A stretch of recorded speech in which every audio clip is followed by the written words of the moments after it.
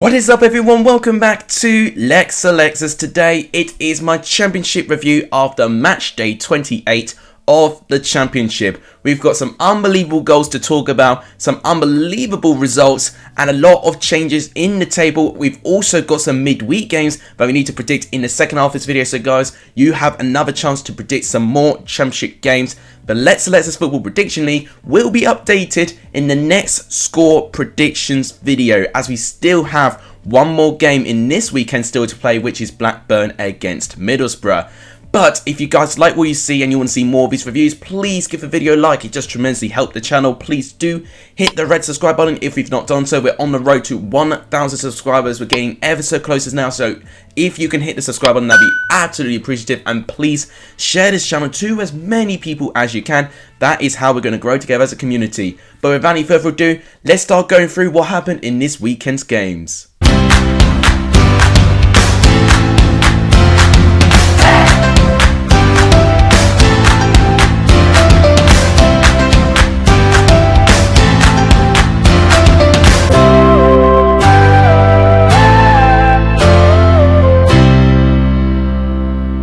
So the first game, the seven-side derby between Bristol City and Cardiff, ended as a 3-2 victory to Bristol City. And not many people saw this coming. I think a lot of these derbies are particularly very low scoring, but this was not the case in this game whatsoever. Now, I know Chris Martin got 2 of the goals, and I think a lot of the plaudits is going to go to him. But I am giving a huge shout out to Antoine Semenyo. He was involved in some way in all 3 of the goals and was unlucky not to score himself, as he had a chance near the end of the game where he actually hit the post. But James Collins got the first goal for Cardiff, taking the lead, a simple header in like the 31st minute of the game. But what a response. 2 minutes later, Chris Martin with a good strike makes it 1-1. And actually Chris Martin by himself makes Bristol City 2-1 up. Another brilliant strike. But what I will say, the defending, especially from Aidan Flint for the first goal, and then Curtis Nelson for both goals, was absolutely disastrous. That centre-back partnership did not click into gear in this game whatsoever. Vyman seals the victory, making it 3-1. And Max Walter scores a good header near the end of the game, but it's not enough.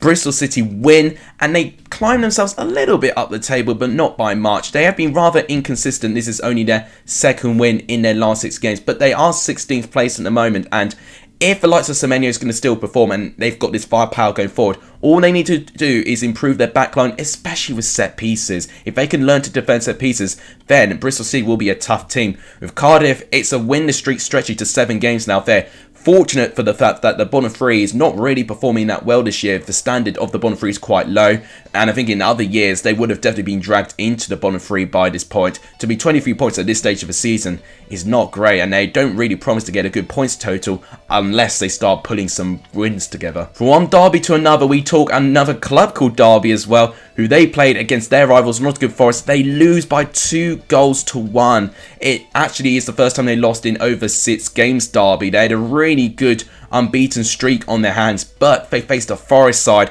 who've just been steadily improving under Steve Cooper. And both goals actually were really nice teamwork goals from Nottingham Forest. Lewis Grabban scored the first goal. I mean, in the first half, it was absolutely uneventful. It was the second half when things started to really come to life. Lewis Grabban with the first goal. I mean, defensively, not quite strong enough, and no one really pressing down Lewis Grabban to get the easiest of goals to make it 1-0. The second goal was very creative. Sinkanaga on the left-hand side, finding the space for Brennan Johnson, who created that goal in the first place, made it 2-0 to Forest at the time.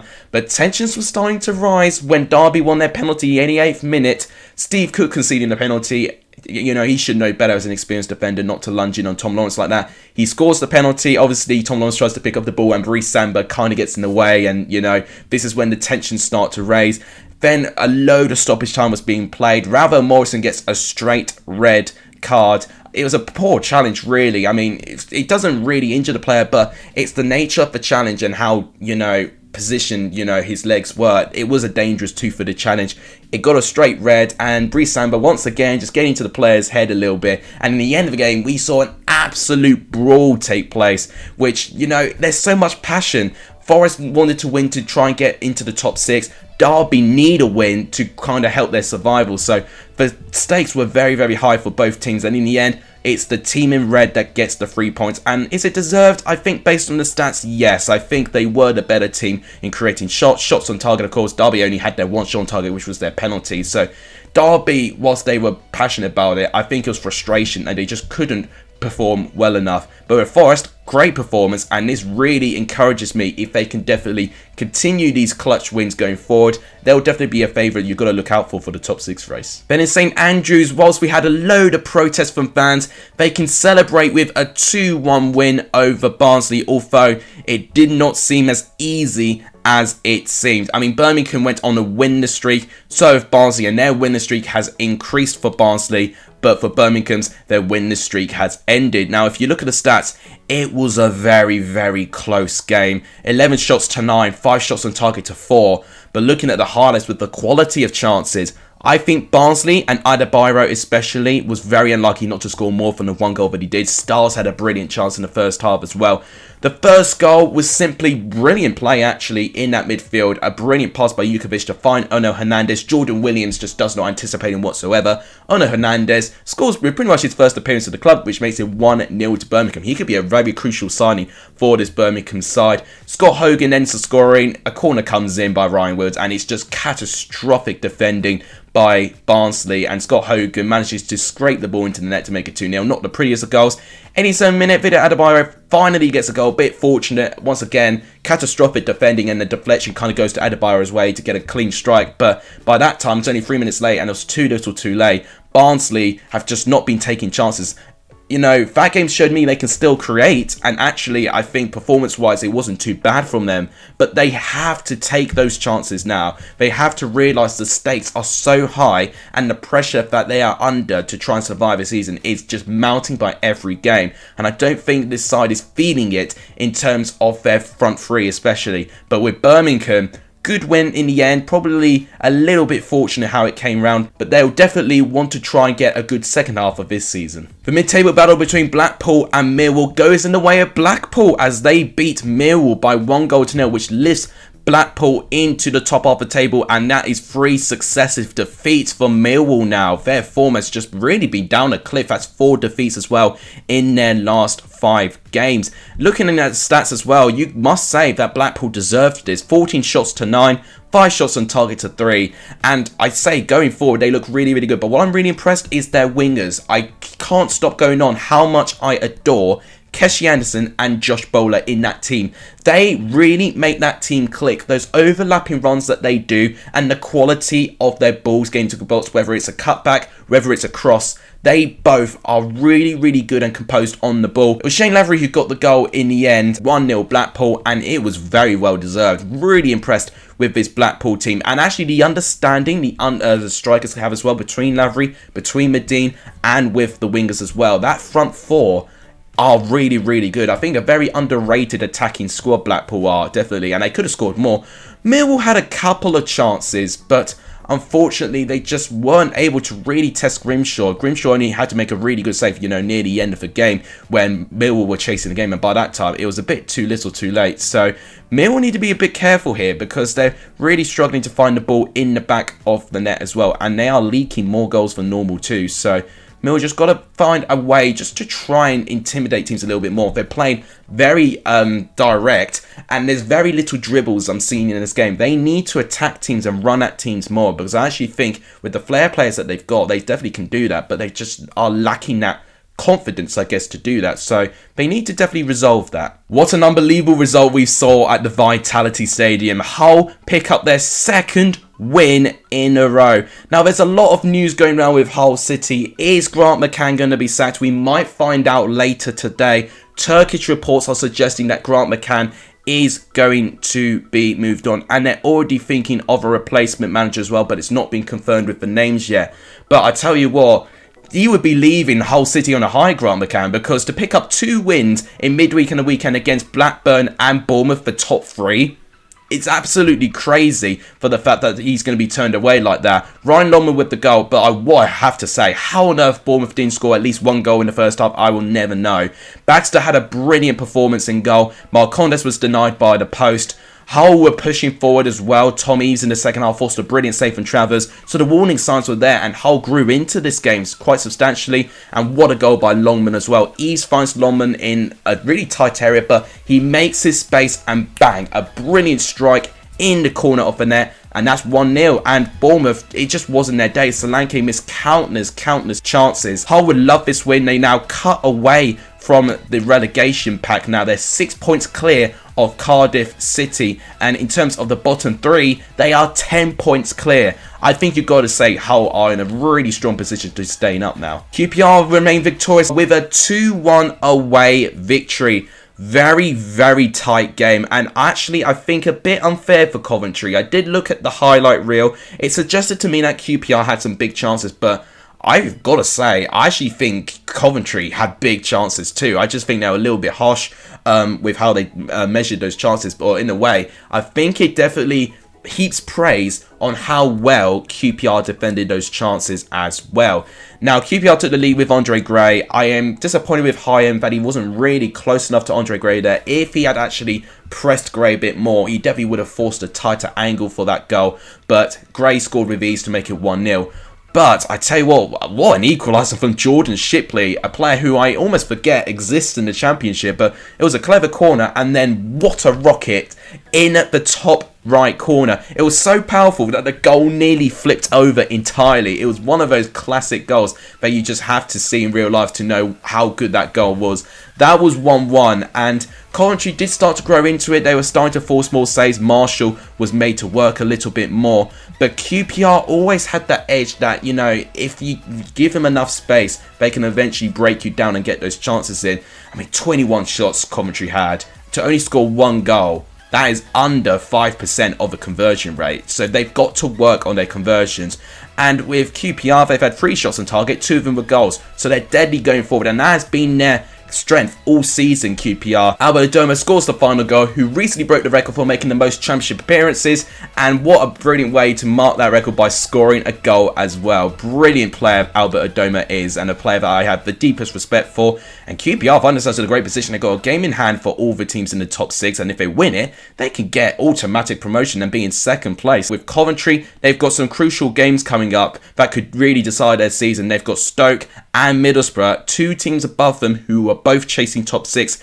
If Coventry don't pick up good results in those games, you can almost say that they'll kiss goodbye any chances of top 6. And then a bonkers game in the Selecting Carlisle Stadium, a 3-4 away victory to Huddersfield. You can't digest this game. What I would say in terms of what I saw, just no team showed up with their defence. Lucas João scored the first goal, and actually he could be very important for Reading's survival. They were missing him for all of the season with a long-term injury picked up from last season. And I think now he's returned, he could be the player who could keep Reading up if he keeps chipping in those goals. But Daniel Sinani scores from a deflected shot to make it 1-1. And then Danny Ward scores 2 successive goals, both defensively absolutely, like, I can't even comprehend like the sort of goals that he was scoring. It was just like so much ease, no one tracking him down. The defence was all over the place, pressing one half of the pitch too much and not, you know, having players man marking those players there. And I'll tell you what, Reading actually tried to get back into this. George Puskas equalised to make it 2-2, and of course Danny Ward took the lead. And then Michael Morrison scores from a corner to make it 3-3 at half time. So it was a dramatic game. But for Danny Ward's last goal, Southwood, there's no excuse for that. Cross comes in, catches it, puts it to the ground, spills it, and Danny Ward gets a goal. And that mistake is what is really punishing Reading at the moment. They've got to cut out these mistakes, otherwise they will be in jeopardy this season.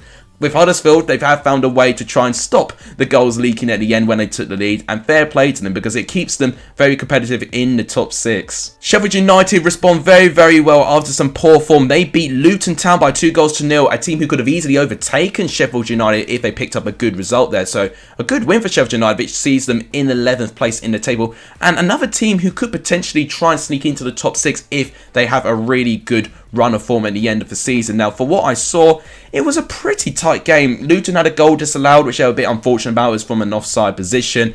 And Sheffield United, both of their goals have come from Luton not being very good aerially. What I noticed is that aerially, they've really struggled to win the ball. And Brewster's goal, poor defending there. And his goal megs the keeper Shea to make it 1-0. And the second goal is criminal defending from a free kick. Norwood takes, no one marks Jack Robinson, free header, 2-0. And it ends like that. And it makes it worse that Reece Burks gets sent off for Luton as well. So overall, a poor showing for Luton Town. But they are a peculiar team. They can perform very well one day against Bournemouth, and then they can turn out this sort of performance. I wouldn't be surprised if Luton can respond in a big way in the next couple of games. With Sheffield United, as I would say, they need to still have this form, and if they win a lot of their remaining games, they do have an outside chance of being in the top 6. Then an actual quiet game with Fulham. They actually win only by 3-2 against Stoke City. But what I gotta say, what a player DiMaggio Wright-Phillips has turned out to be.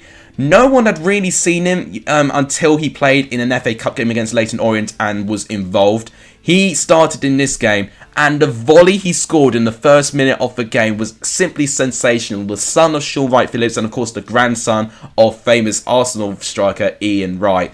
Unbelievable goal he scored there, but it was just a shame it was short-lived because Rodrigo Muniz scores almost as good of a goal to make it 1-1. It was a really nice strike in the top corner to make it 1-1, and it was such a competitive game. Then within about 20 minutes later, it was Fabio Carvalho who scores the second goal for Fulham. Good play actually between Muniz and Carvalho. Great understanding of each other because they both created the build-up to that goal. Carvalho gets the goal even though Muniz wants to claim for a touch to make it 2-1.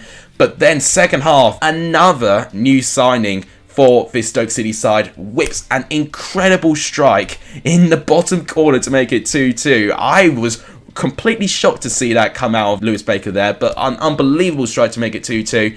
But it's such a shame that they throw it away with Bobby Reid scoring the goal, Muniz hitting the crossbar, but the rebound coming straight in from Bobby Reid. It's a great win for Fulham. They increase their lead at the top since Bournemouth lost their game up to 8 points. Surely, if they cannot drop that position now, unless they have a terrible end to the season with Stoke, they're 9th place, but they're still rather competitive to get into those top 6 places. Swansea rapidly improve and start rising up the table. They beat Preston, another team that they want to try and close the gap to, and they've closed the gap to them by 2 points with a 1-0 win. Ryan Manning's scoring a ridiculous goal, and I said this in my last review, if they take more shots outside of the box, they will create more chances and be more intimidating. Sometimes their play, I've criticised them, holding too much of the ball and being too slow. Sometimes they've got to mix it up, have these long shots. Sometimes, go direct. And they're being more versatile in their play. Because they're taking these long shots, they are actually forcing chances. And Ryan Manning has actually scored from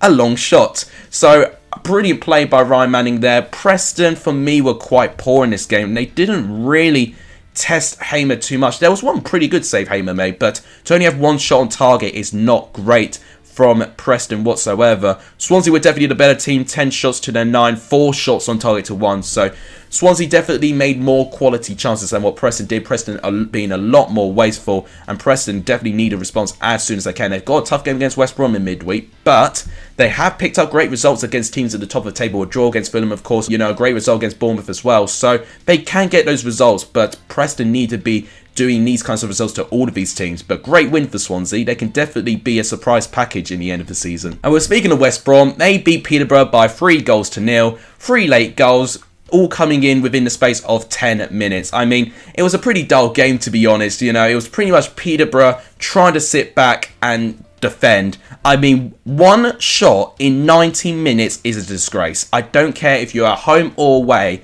To only have one shot in 90 minutes plus is a disgrace. They just sat back and allowed West Brom to play, and on the ball, they just were simply not good enough. Cedric Kipre scored the first goal, pretty scrappy goal in the end. Furlong wanted to claim it, but I think the deflection came off Kipre, so it'll be his goal to make it 1-0, so no offside trap there. Brilliant goal actually for the second goal. Callum Robinson finding space for Carlan Grant. I mean, the space in the back line, you could fit a jumbo jet through it, but Grant scores to make it 2-0, and once again, it's just too easy. West Brom really should have scored more goals. Del DK had a really bad game, especially in the first half. He squandered many chances, and Peterborough could have used this, game to use that opportunity, but they really didn't capitalise on West Brom struggling to be, scoring so many goals. They didn't thrive with that. They didn't really capitalise on that, and Dean Garner scored the last goal to make it 3-0. Following this, West Brom still in 5th place, but this could reignite their confidence in the top 6. But West Brom definitely still, for me, need to try and even score more goals. To be held by this team for 78 minutes, they need to be a lot more ruthless with this game, especially Del DK. I was very critical of him for what I saw in the highlights. I hope he improves, because I think there's a real good player in there. Peterborough, they need to, I don't even know what Peterborough need to do. They just simply need to be more brave. They need to have this bravery and just have some confidence playing in this league, because right now their confidence is shot at the moment. 3 defeats in a row at the moment. As things stand, they actually still have a chance to survive, but they really got to start winning anytime soon. So that is all the games wrapped up. So this is what the Championship table looks like before Blackburn play Middlesbrough. Fulham and Bournemouth at the top. Blackburn also on 49 points, but of course are playing tonight. So a very interesting scenario. We could see Blackburn overtake Bournemouth by tonight. Queen's Park Rangers, West Brom and Huddersfield occupy the top 6 again. Middlesbrough, Forest, Stoke just outside of it. And then with the teams in danger, you're really looking at only 5 teams now. Cardiff, Reading just outside. And Peterborough, Derby and Barnsley still in that order in the bottom 3. But now to end the video, I'm going to start predicting the midweek games. So the first game between QPR and Swansea, I think is the toughest game for me to predict. I think it'll be very close. I'm going to say a very narrow 2-1 win to QPR. They might hold on for this game. Coventry and Stoke is also tough to predict. I think I might back Stoke at the moment. I've been more impressed with them just slightly, but I'd be very happy to be proven wrong. I'm going to say a 1-0 away victory to Stoke. Luton, Bristol City is interesting. Now, this could be a goal fest, I believe. And I'm actually going to say Bristol City to get a 3-2 away victory. I might be absolutely staff-raking bonkers, but I don't know. You can't underestimate Bristol City. Birmingham, Peterborough, I'm going to say a 2-0 victory to Birmingham. I actually think they'll be quite comfortable. Forest and Barnsley, similarly, I think Forest will be comfortable. I'm going to say 2-0 to Forest. And finally, West Brom, Preston. Oh, but the reverse was 1-1. And you know what? I think it'll be a very similar game again. I'm going to go for a 1-1 draw. But that will wrap it up for my video today. To vote for what you want to win in the Let's Selectors Awards, make sure you go to my latest community tab where I've put on a couple of polls. But now I have to wrap it up. Thank you guys so much for watching. If you guys enjoyed the video, please do give the video a like. It just tremendously helps the channel. Please do hit that red subscribe button if you've not done so. It does really help the growth of the channel. And please share this channel as well. That's how we're going to grow together as a community. But now wrapping up. Thank you guys so much for watching. You guys are legendary if you saw the end of this video. And as always, I'll see you guys very soon. Take care, everyone.